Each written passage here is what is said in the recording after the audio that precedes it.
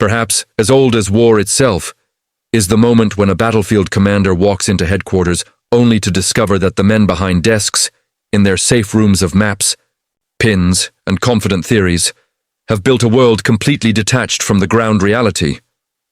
Evan Rommel, the Desert Fox, has lived long enough to know that wars aren't won on paper. They are won by instinct, grit, and doing what works, not by doing what is written. On March 19th, Rommel arrives in Berlin. He expects clarity, reinforcement, and green lights for his bold plans in Africa. Instead, he steps into the polished corridors of German high command, where men who have never seen the Libyan desert speak with absolute certainty about how it should be fought. Hitler greets him warmly, awards him the oak leaves to his Knight's Cross, and for a moment it feels promising. But the moment ends. Hitler refuses additional troops. Von Brauchitsch and Halder refuse new offensives. Rommel's diary captures the sting.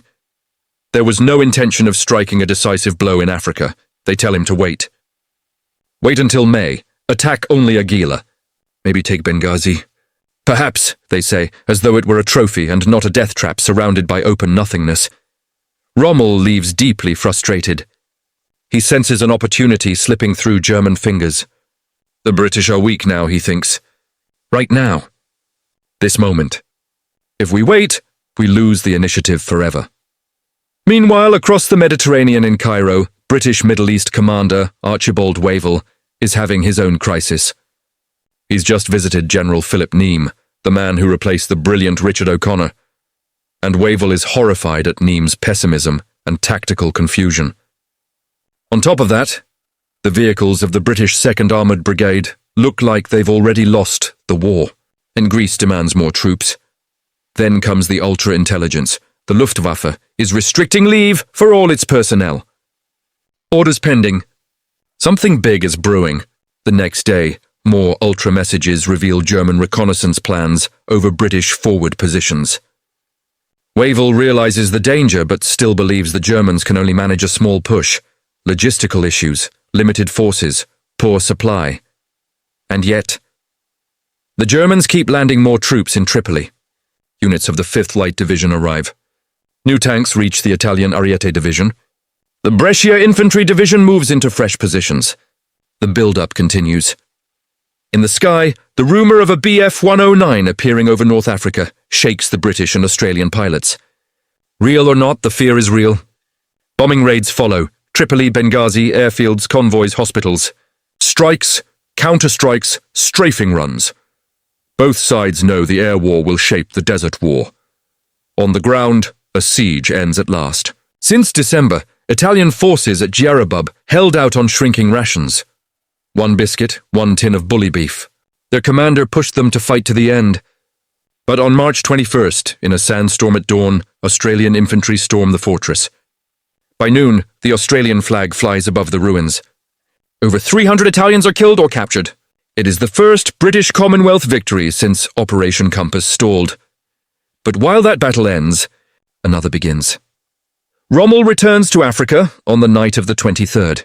Before leaving, he'd ordered General Streich to prepare a push toward the British positions at El Ayala. Technically within his orders, spiritually very much not. But Rommel doesn't care. He sees a window. He will not let Berlin close it. At dawn on the 24th, German recon rolls out, motorcycles, armoured cars, tanks, artillery. As they approach the gateway between Tripolitania and Cyrenaica, they find nothing. The British are gone. The fort, the airstrip, the well, abandoned. But why? It turns out they weren't abandoned. Not intentionally. The 1st King's Dragoon Guards had been screening the no-man's land. They had no infantry to defend the fort at night. So they withdrew at dusk, planning to return at dawn. A platoon of the Tower Hamlets Rifles was moved to protect the fort. Then they changed their plan. Then they changed it again. An ambush was planned for the morning of the 24th. Everything depended on timing. Timing failed. Lieutenant Cope goes forward to signal the fort is clear. Suddenly gunfire erupts. He barely escapes. Lieutenant Williams tries to react, setting up a self-propelled anti-tank gun. A German armoured car crests the rise. A flash, a kill. But small arms fire drops the Australian gunner. More tanks appear. More armoured vehicles. Germans to the south, Germans to the east. The British have no choice. They fall back, leaving the fort in German hands. Wavell receives the report. British planning staff updates their view. The Germans will soon hold numerical advantage. But they again underestimate Rommel, chalking it up to his lack of experience in the desert. They aren't ready, but Rommel is. He knows he's disobeying Hitler if he advances further before May. But he also knows waiting is suicide. The British will mine, dig in, fortify. They will make Mersa el Brega a fortress. And Germany desperately needs new wells. Water dictates survival. Rommel writes, I decided for the latter. He will strike, now, before May, before the 15th Panzer arrives, before. Berlin can stop him, and so the stage is set. Jarabub is in Australian hands. El Aquila is in German hands. Both commanders know something is coming, but only one of them moves with the confidence of a predator. Next week, Rommel will hurl his forces at Mersa el Brega. If it falls, the gates to Benghazi swing open. And if they swing open, there may be nothing stopping him from rolling all the way into Cyrenaica. The British sense danger but underestimate it. Berlin forbids an attack, but Rommel doesn't care. This is the moment where one man defies headquarters, defies logic, defies the map on the table.